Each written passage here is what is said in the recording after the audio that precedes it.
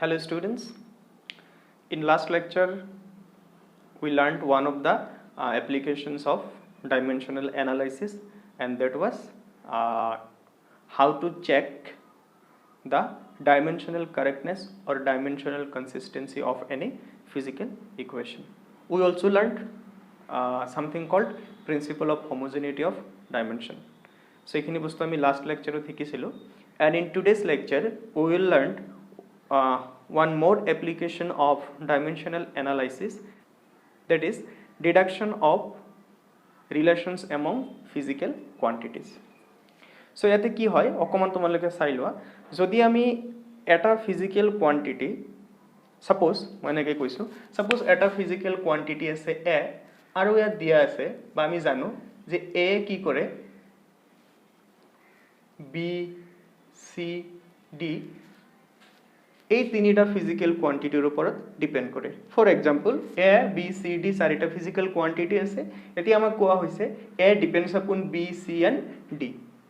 যদি এনেকৈ আমি গম পাওঁ যে this quantity depends upon these three factors, then in some special cases, not in all cases, আমি প্ৰতিটো ক্ষেত্ৰত নহয়, আমি কিছুমান পাৰ্টিকুলাৰ ক্ষেত্ৰত আমি কি কৰিব পাৰিম, এই এৰ লগত বি সি ডিৰ কেনেকুৱা সম্পৰ্ক হ'ব সেইটো আমি উলিয়াব পাৰিম. মই সৰু এটা এক্সাম্পল লৈছো কথাখিনি বুজাত সুবিধা হ'ব কাৰণে. সাপোজ এজন মানুহ এৰ পৰা বি লৈকে যাব বিচাৰিছে. এতিয়া তুমি চাব বিচাৰিছা যে মানুহজনে এৰ পৰা বি লৈকে যাওঁতে কিমান টাইম লাগিব. তাৰমানে আমি কিহৰ ৰিলেশ্যন উলিয়াব বিচাৰিছো, টাইমৰ এটা ৰিলেশ্যন উলিয়াব বিচাৰিছো. গতিকে ইয়াতে টাইম. এতিয়া তোমালোকে কোৱা এৰ পৰা বি লৈকে যাওঁতে কিমান টাইম লাগিব. ফিজিক্স বুলি ভাবিব নালাগে, don't think it as physics, normally ভাবা. সো এৰ পৰা বি লৈকে তুমি যদি যাব বিচৰা কিমান টাইম লাগিব, তেতিয়া ক'বা স্যাৰ এৰ পৰা বি লৈকে যাওঁতে কিমান টাইম লাগিব. এইটো কিহৰ ওপৰত ডিপেন্ড কৰিব, ইহঁতৰ মাজত ডিস্টেন্সৰ ওপৰত ডিপেন্ড কৰিব. যেনেকৈ এ বিৰ ওপৰত ডিপেন্ড কৰিছিল, আমি ইয়াতে কি বুলি ক'ম যে টাইমে কাৰ ওপৰত ডিপেন্ড কৰিব, ডিস্টেন্সৰ ওপৰত ডিপেন্ড কৰিব. সেকেন্ড মোক কোৱা অকল ডিস্টেন্সৰ ওপৰতে ডিপেন্ড কৰিবনে, স্পীডৰ ওপৰতো ডিপেন্ড কৰিব. লাহে লাহে গ'লে বেছি টাইম লাগিব আৰু স্পীডত গ'লে বেছি স্পীডত গ'লে কম টাইম লাগিব. গতিকে তোমালোকে কি ক'বা যে টি অলছ' ডিপেন্ডছ আপন স্পীড অফ দ্যাট পাৰ্চন, আৰু তুমি যদি কাৰত যোৱা স্পীড অফ দ্যাট কাৰ. তো এনেকৈ যদি আমি গম পাওঁ যে এটা ফিজিক্যাল কোৱান্টিটি বাকি দুটা বা তিনিটা ফিজিক্যাল কোৱান্টিটিৰ ওপৰত ডিপেন্ড কৰে, তেতিয়া আমি কিছুমান ক্ষেত্ৰত, মই আকৌ ৰিপিট কৰিছোঁ, সব ক্ষেত্ৰতে dimensional analysis will not work. In every situations you can not use just dimensional analysis and find out some relations, that will not work. তুমি কিছুমান পাৰ্টিকুলাৰ ক্ষেত্ৰত কি কৰিব পাৰা, এনেকুৱা চিটুৱেশ্যন তোমাক জনা থাকিলে, এটা কোৱান্টিটি কাৰ কাৰ ওপৰত ডিপেন্ড কৰে সেইটো জনা থাকিলে, সিহঁতৰ মাজত তুমি কি উলিয়াব পাৰিবা, এটা ৰিলেশ্যন উলিয়াব পাৰিবা, আৰু যদি মই সহজ ভাষাত কওঁ এটা ফৰ্মুলা উলিয়াব পাৰিবা. একদম সহজ হয়, যেতিয়া আমি এক্সাম্পল কৰিম তেতিয়া কথাখিনি ভালকৈ ক্লিয়াৰ হ'ব. তো এইখিনি বুজি পালা যে এই ডাইমেনশ্যনেল এনালাইচিছ ইউজ কৰাৰ কাৰণে আমাক কি কি বস্তু লাগিব, আমি জানিব লাগিব আমি যিটো ফিজিক্যাল কোৱান্টিটিৰ ৰিলেশ্যন উলিয়াব বিচাৰিছোঁ সেই ফিজিক্যাল কোৱান্টিটিটো কাৰ কাৰ ওপৰত ডিপেন্ড কৰে. সেইটো জনাৰ পিছত আমি এইটো কৰিব পাৰিম. তো let's C how to do this thing. তো আমি প্ৰথম এক্সাম্পলটো NCERT কিতাপত যেটো কৰি দি আছে সেইটোৱে কৰিম. এইটো এটা আমি এটা কি লৈছোঁ, এটা পেণ্ডুলাম লৈছোঁ, চিম্পল পেণ্ডুলাম লৈছোঁ. অসমীয়াত যাক কোৱা হয় সৰল দোলক. সৰল দোলকত কি থাকে, এনেকুৱা এটা থ্ৰেড থাকে, এটা সূতা থাকে, সূতাৰ লগত এনেকুৱা এটা সৰু মাছ এটা ওলোমাই দিয়া হয়. এই মাছটোক বব বুলিও কয়. সো এটা সৰু বস্তু এটা ওলোমাই দিয়া হৈছে, সো এইটো হৈ যাব পেণ্ডুলাম. এইটো ইয়াতে ইয়াত ফিক্স কৰা হৈছে. এতিয়া এইটোক যদি আমি এনেকৈ টানি কেনে এৰি দিওঁ, ই কি কৰি থাকিব, অচিলেট কৰি থাকিব, দুলি থাকিব. এতিয়া দুলি থাকোঁতে সাপোজ তুমি ইয়াৰ পৰা এৰি দিলা, ইয়াৰ পৰা এইখিনি গ'ল, আকৌ ঘূৰি আহিল আগৰ জাগাত. এই টাইমটো কি বুলি কোৱা হয়, টাইম পিৰিয়ড বুলি কোৱা হয়, আৰু অসমীয়াত যাক কি বুলি কৈছিলে, পৰ্যায়কাল বুলি কৈছিলে. এতিয়া আমাক কোৱা আছে যে এই যিটো পেণ্ডুলাম আছে, এই পেণ্ডুলামৰ যিটো টাইম পিৰিয়ড, সেই টাইম পিৰিয়ড কাৰ কাৰ ওপৰত ডিপেন্ড কৰিব পাৰে আমাক কোৱা আছে. আমাক এইটো কৈ দিব কুৱেশ্যনত, এক্সামত আহিলেও. সো আমাক কি কৈছে যে টাইম পিৰিয়ড টি মে ডিপেন্ড আপন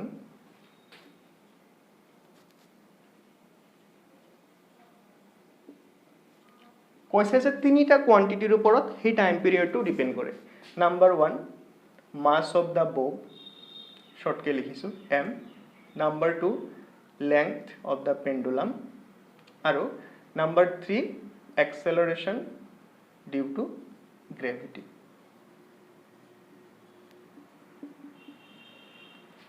How do we know that this time period may depend upon these three quantities? That is said in the question itself. Question eto kotha koa thakibo. So this is the first step. So আমি যদি dimensional analysis এর পড়া এটো করিব বিচাৰো, so this will be the first step. You have to find out or you have to identify তুমি কার equation উলিয়াব বিচাৰিছা, আমি কাৰ ফিজিক্যাল কাৰ কাৰণে ৰিলেশন উলিয়াব বিচাৰিছো for time period. Next thing আমি চাব লাগিব যে এইটো বস্তু কার কার উপর ডিপেন্ড করে, আমি গম পালো it depends upon this three quantities. First step বুঝি গল, ফার্স্ট স্টেপ ক্লিয়ার হল না নাই, ভালকে বুঝি লোৱা বস্তুটো. এতিয়া হল আমাৰ সেকেন্ড স্টেপ. সেকেন্ড স্টেপত তুমি কি লিখিবা, টাইম পিরিয়ড লিখিলা, তার পিছত ই কার কার উপর ডিপেন্ড করে হেতু লিখার আগতে ইয়াতে এটা প্রপোর্শনাল সাইন দিবা. ই কার কার উপর ডিপেন্ড করে, মাসৰ উপৰ ডিপেন্ড কৰে, লেংথৰ উপৰ ডিপেন্ড কৰে আৰু জিৰ উপৰ ডিপেন্ড কৰে. কিন্তু গোটেই কেটাৰ উপৰ লগত যে ডাইৰেক্টলি প্ৰপোৰ্শনাল হ'ব হেনেকৈ তো কথা নাই. গতিকে ইহতৰ উপৰত আমি তিনিটা কনস্ট্যান্ট আমি লিখি দিম এ বি সি. তো এইটো ফার্স্ট স্টেপ.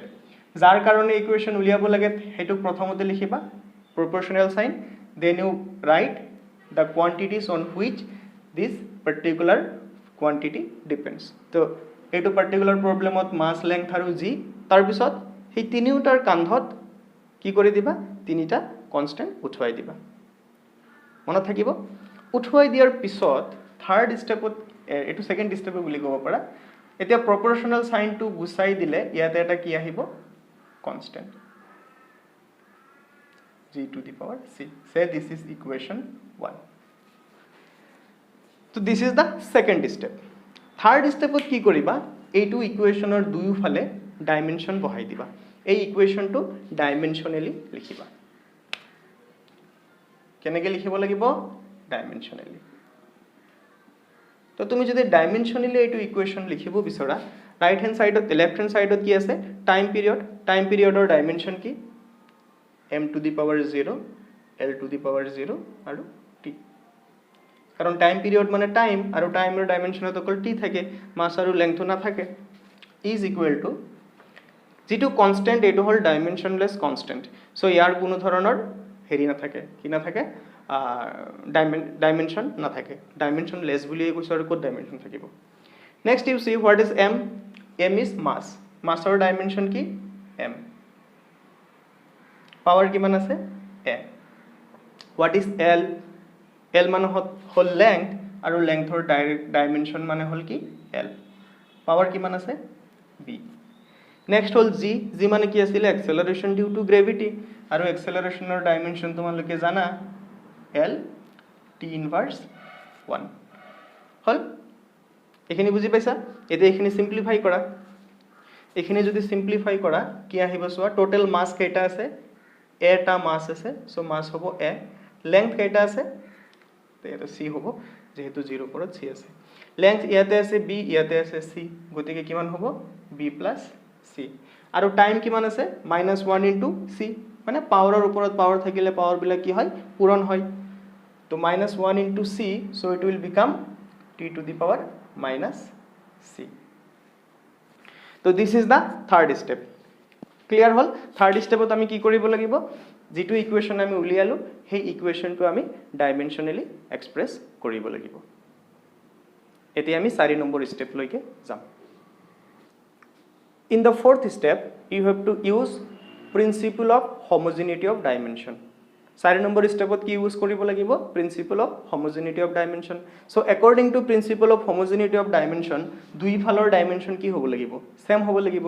সো চোৱা, দুইফালৰ ডাইমেনশন যদি সেম হ'ব লাগে, তুমি ইয়াতে চোৱা, ইয়াতে মাসৰ ডাইমেনশন কিমান, 0, আৰু ইয়াতে মাসৰ ডাইমেনশন কিমান, a. তো a আৰু 0 কি হ'ব লাগিব, সমান হ'ব লাগিব.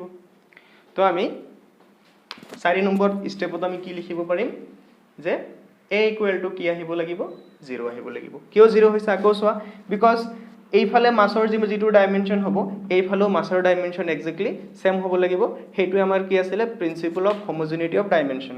সো ইয়াতে মাসৰ ওপৰত পাৱাৰ কিমান, a, আৰু ইয়াতে মাছৰ ওপৰত পাৱাৰ কিমান 0 গতিকে a আৰু 0 কি হ'ব লাগিব সমান হ'ব লাগিব নেক্সট l ৰ ডাইমেনশন সমান কৰা ইয়াতে l ৰ ডাইমেনশন কিমান আছে b + c আৰু ইয়াতে m ৰ ডাইমেনশন কিমান আছে 0 গতিকে আমি কি ক'ব পাৰিম b + c = 0 লাষ্ট t ৰ ডাইমেনশন ইকুৱেট কৰা t ইয়াতে কিমান আছে -c আৰু ইয়াতে কিমান আছে 1 গতিকে আমি কি লিখিব পাৰিম -c is equal to ওহো ডাঙৰ ভুল এটা হৈ গৈছে নহয় কি ভুল হৈছে জিৰ ডাইমেনশন lt ইনভার্স 1 নহয়তো lt ইনভার্স 2 হে হয় যদি এটো lt ইনভার্স 2 হয় তেনেহলে ইয়াতে t ৰ পাৱাৰ কিমান আহিব -2 * c হ'ব ওকে সো এটো হৈ যাব আমাৰ কিমান -2 * c is equal to 1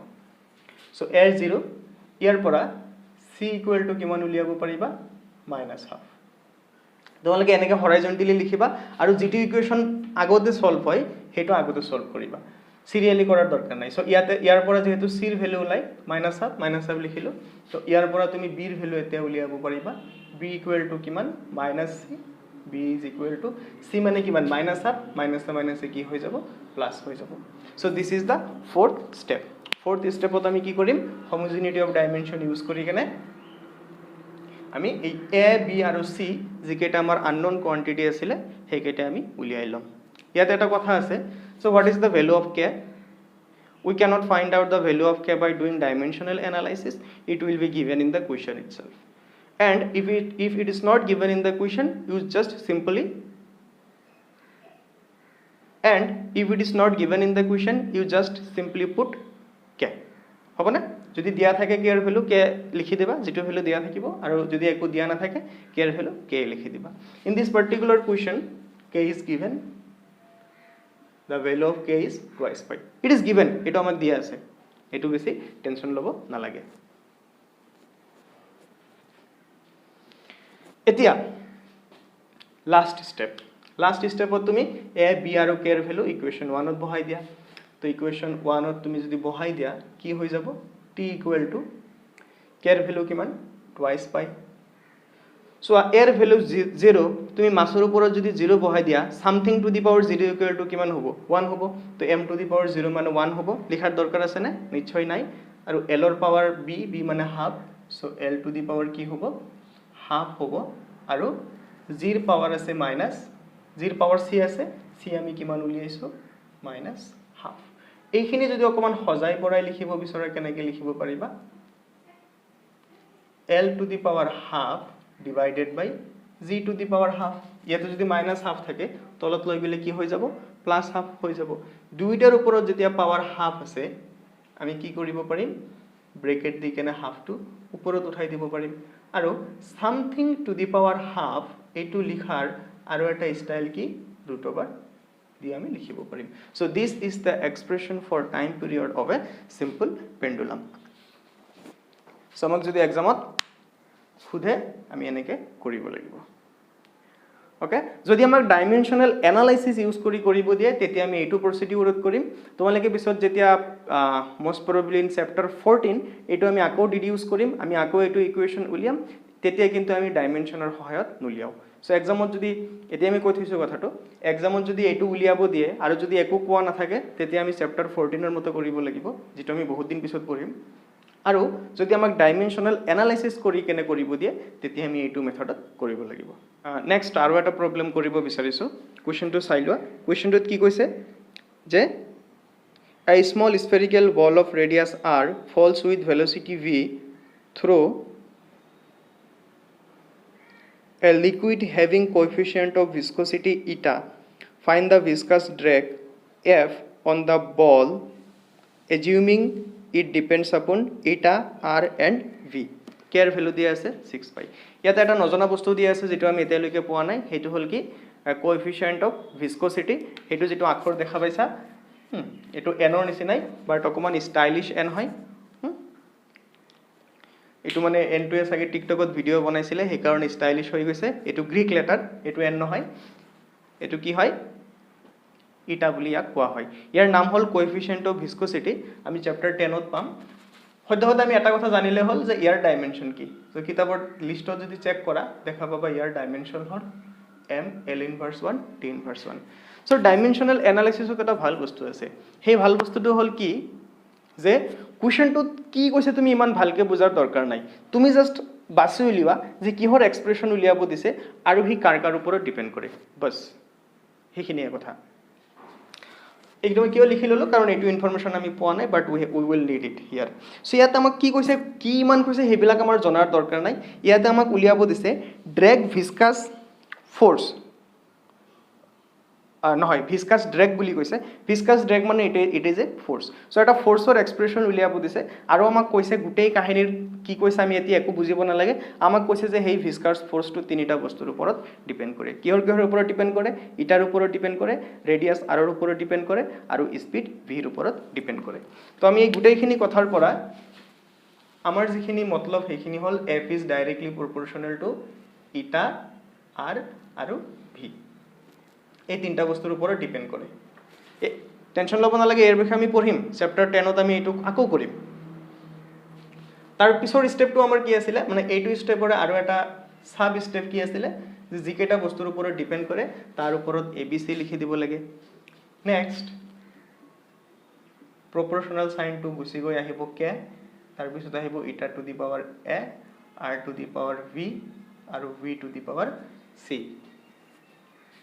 ইটাটোৰ মন চাগে বহুত বেয়া কাৰণ টিকটকটো বেন হৈ গ'ল, হয়নে? বাৰু যিয়ে নহওক, নেক্সট ষ্টেপত আমি কি কৰিব লাগে, ডাইমেনশ্যনেলি লিখিব লাগে।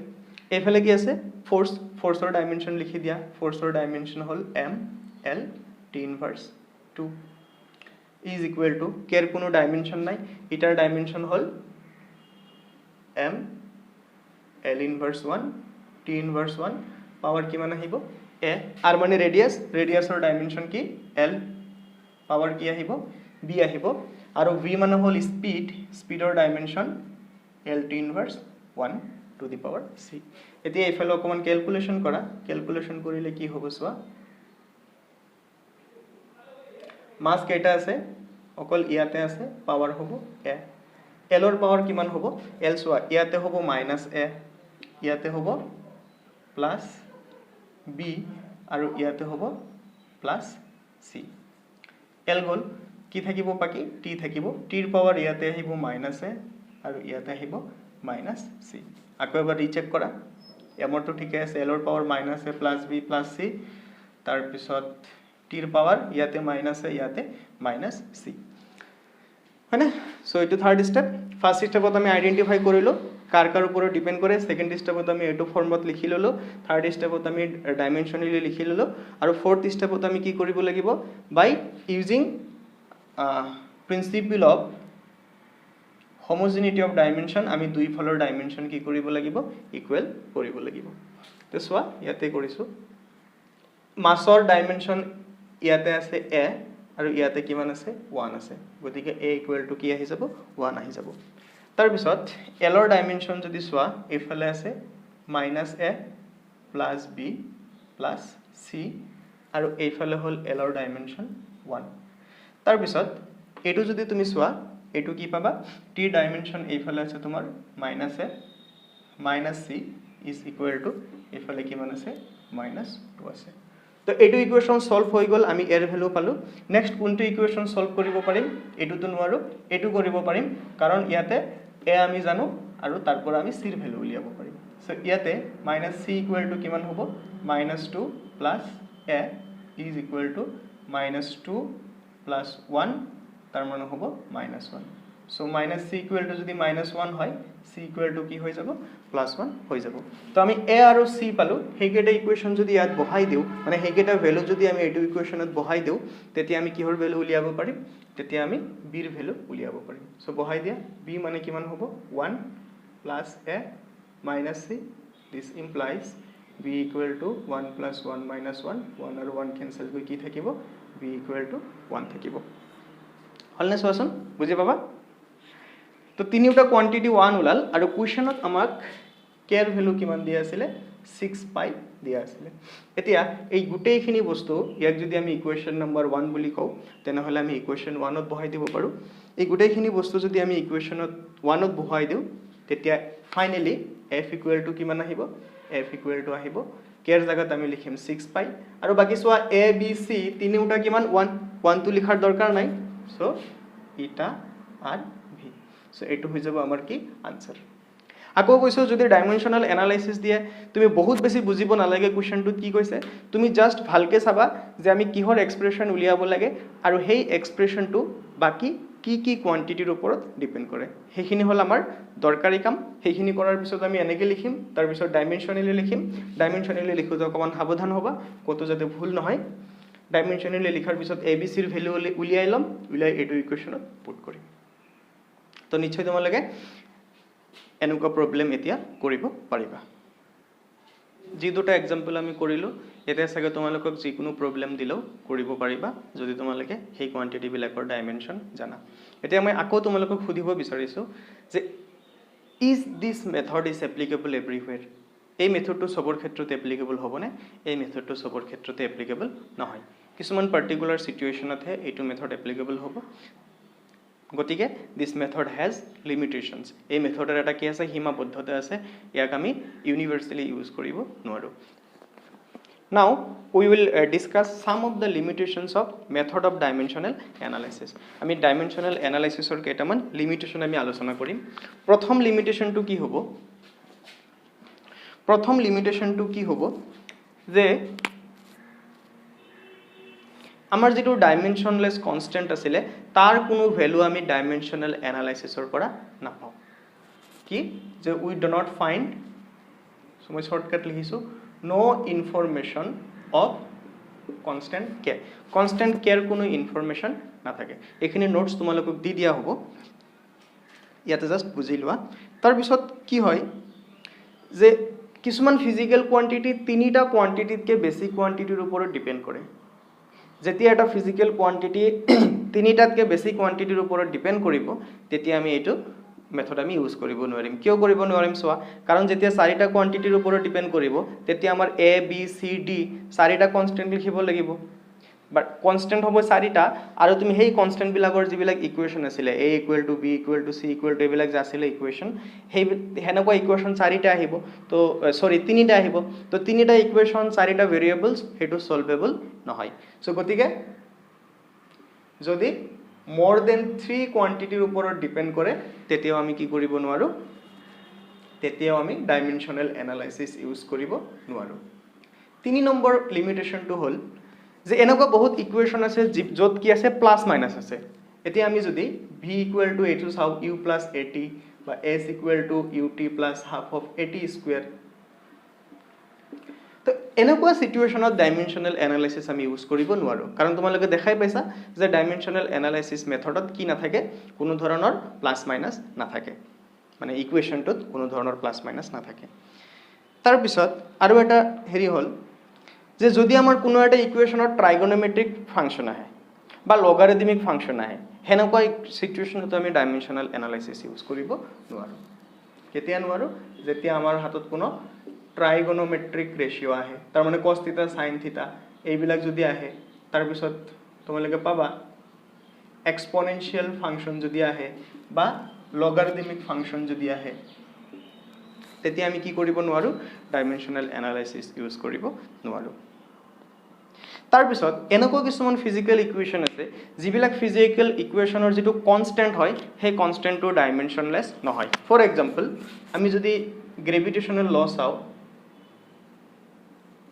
ইয়াৰ যেটো ডাইমেনশন আছে this dimension is not a dimensionless constant ইয়াৰ আমি ডাইমেনশন উলিয়াইছিলো it has a dimension so when the constant will have a dimension then you cannot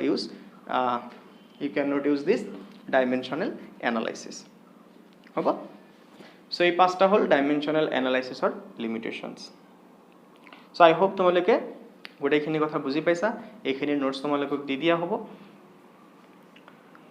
aru thank you for watching the video and listening to me okay we will meet in the next video